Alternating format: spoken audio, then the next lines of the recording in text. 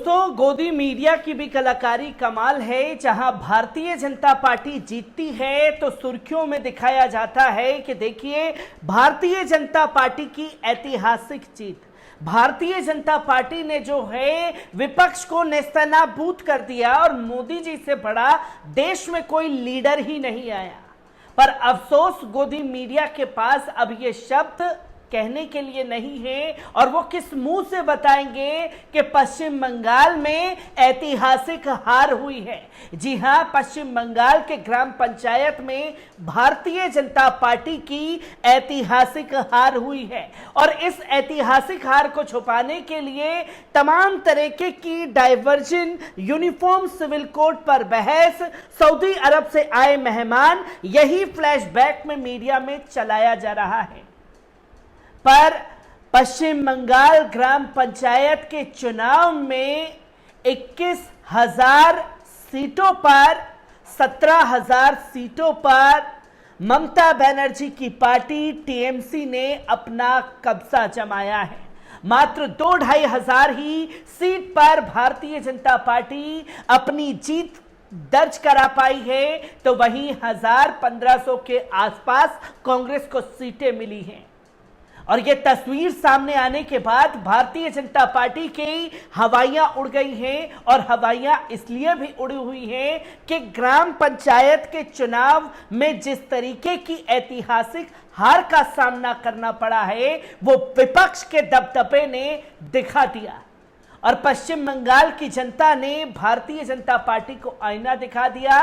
ठीक लोकसभा चुनाव के पहले और लोकसभा चुनाव से पहले ये ऐतिहासिक हार को भारतीय जनता पार्टी किस तरीके से पचा पाएगी, इसका किसी को कोई अंदाजा नहीं है और विपक्ष की एकता ने भारतीय जनता पार्टी की पश्चिम बंगाल ग्राम पंचायत चुनाव में पूरी तरीके से कमर तोड़ करके रख दी है। क्योंकि अगर देखा जाए अदर विपक्षी पार्टियों की ग्राम पंचायत में, तो किसी बड़े लीडर ने ग्राम पंचायत को पूरी तरीके से चुनाव कैंपेन जिस तरीके से करते हैं, कांग्रेस हो, सीपीआईएम हो, उन्होंने उस तरीके से पश्चिम बंगाल ग्राम पंचायत चुनाव में अपना प्रचार प्रसार किया ही नहीं। सीधा सीधा मुकाबला भारतीय जनता पार्टी और टीएमसी के बीच चला और भारतीय जनता पार्टी ने ग्राम पंचायत चुनाव जीतने के लिए अपने बड़े से बड़े मंत्रियों को चुनावी प्रचार प्रसार में उतार दिया और जब चुनावी प्रचार प्रसार में उतारा गया तो नतीजा आपके सामने है कि ग्राम पंचायत की ऐतिहासिक हार भारतीय जनता पार्टी के गालों पर करारा तमाचा है। किस तरीके से तमाम चीजें सामने आई हैं, एक बार इस रिपोर्ट पर नजर डालते हैं। दोस्तों, पश्चिम बंगाल में ग्राम पंचायत समिति और जिला परिषद चुनाव के लिए वोटों की गिनती 11 जुलाई को हुई। ग्राम पंचायत स्तर पर तृणमूल कांग्रेस ने अब 18,606 सीटें जीत दर्ज की हैं। टीएमसी ने इस पर 8100 बढ़त बनाई है। विपक्षी बीजेपी ने तकरीबन 3,000 सीटें दर्ज की हैं, तो 2400 सीटों पर मार्क्सवादी और कम्युनिस्ट पार्टी आगे चल रही है। तो 1400 सीटों पर जीत दर्ज की, 922 सीट उसकी बढ़त है। उसकी सहयोगी कांग्रेस 1073 सीटें जीती हैं, 693 सीटों पर आगे चल रही है।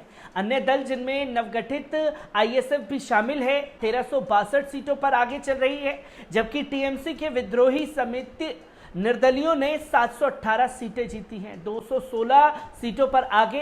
पंचायत समिति की सीटों से जुड़े आंकड़े भी सामने आने लगे हैं। अब तक टीएमसी ने 55 सीटों पर और 73 सीटों पर आगे है।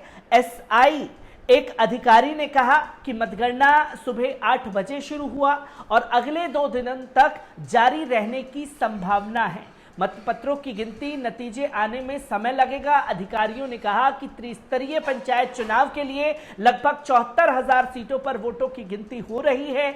इसमें 9730 पंचायत समिति सीटें, 928 जिला सीटें और 22 जिलों में लगभग 339 मतगणना स्थल बनाए गए हैं। दक्षिण 24 परगना में मतगणना केंद्रों में अधिकतम संख्या 28 है, जबकि कोलंबियस में सबसे 4 मतगणना केंद्र हैं। चुनाव आयोग के मुताबिक दार्जिलिंग हिल्स में दार्जिलिंग की 598 और कोलंपुंग में 281 सीटें हैं। और जबकि बीजेपी 1 सीट पर आगे, निर्दलीय उम्मीदवार भी 4 सीटों पर आगे चल रहे हैं। सभी मतगणना स्थलों पर सशस्त्र राज्य पुलिस के जवान और केंद्रीय बल तैनात हैं। किसी भी अप्रिय घटना से बचने के लिए मतगणना स्थल के बाहर सीआरपीसी की धारा 144 के तहत निषेधाज्ञा लागू की गई है। 22 जिलों में कुल 767 स्ट्रांग रूम बनाए गए हैं। जैसे ही शुरुआती रुझान सामने आए, टीएमसी और बीजेपी के बीच जुबानी जंग शुरू हो गई।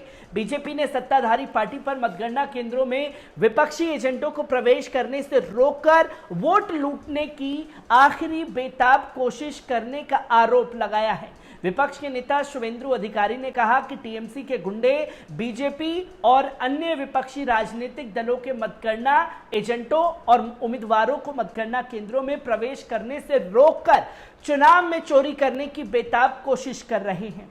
उन्हें कार्यक्रम स्थल की ओर जाने से रोका जा रहा है। मतगणना एजेंटों को डराने के लिए बम फेंके जा रहे हैं। आरोपों को खारिज करते हुए टीएमसी प्रवक्ता कुणाल घोष ने कहा कि हार को भांपते हुए वे बेबुनियाद आरोप लगा रहे हैं। लोगों द्वारा खारिज कर दी गई और अपमानजनक हार को महसूस करते हुए बीजेपी अपनी साठगांठ विफलताओं के लिए घटिया बहाने बना रही है। इससे पहले शनिवार को पश्चिम बंगाल के ग्रामीण चुनावों में हिंसा हुई थी। इसमें 15 लोगों की मौत हो गई थी, जबकि बैलेट बॉक्स को तोड़ दिया गया था। बैलेट पेपर को आग लगा दिया गया था।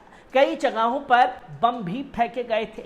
8 जून को चुनाव प्रक्रिया शुरू होने और तारीखों की घोषणा होने के बाद राज्य में मरने वालों की कुल संख्या 30 से अधिक हो गई है।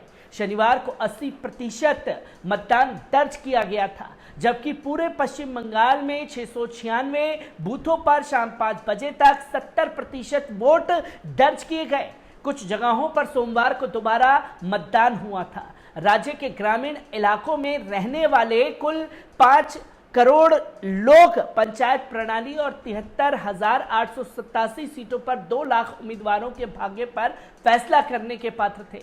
आपको बता दें कि पश्चिम बंगाल में त्रिस्तरीय पंचायत चुनाव में अपने प्रतिद्वंदियों को पीछे छोड़ते हुए सत्तारूढ़ तृणमूल कांग्रेस ने 63,229 ग्राम पंचायतों में से 3700 से अधिक जीत दर्ज कर ली है, जबकि 3100 पर भारतीय जनता पार्टी सिमट कर रह गई है।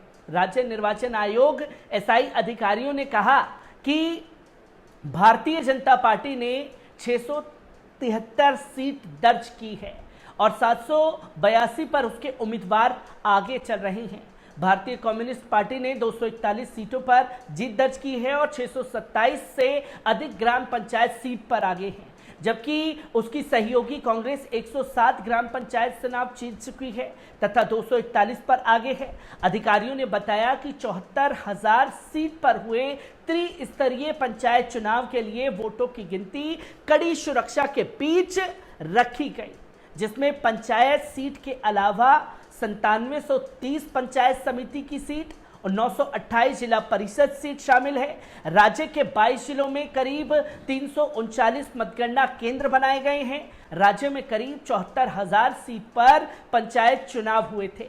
सबसे अधिक 28 मतगणना केंद्र 24 परगना जिले में बनाए गए हैं, जिसकी तस्वीर लोगों के सामने है। और 2024 के चुनाव से पहले जो भारतीय जनता पार्टी को बंगाल की जनता ने ये ट्रेलर दिखाया है, वो वाकई भारतीय जनता पार्टी की नींद उड़ाने वाला है। जहां पंचायत चुनाव में करारी शिकस्त का और ऐतिहासिक हार का सामना भारतीय जनता पार्टी को करना पड़ा है। हर एक तस्वीर आपके साथ साझा करता रहूंगा। दीजिए इजाजत, शुक्रिया।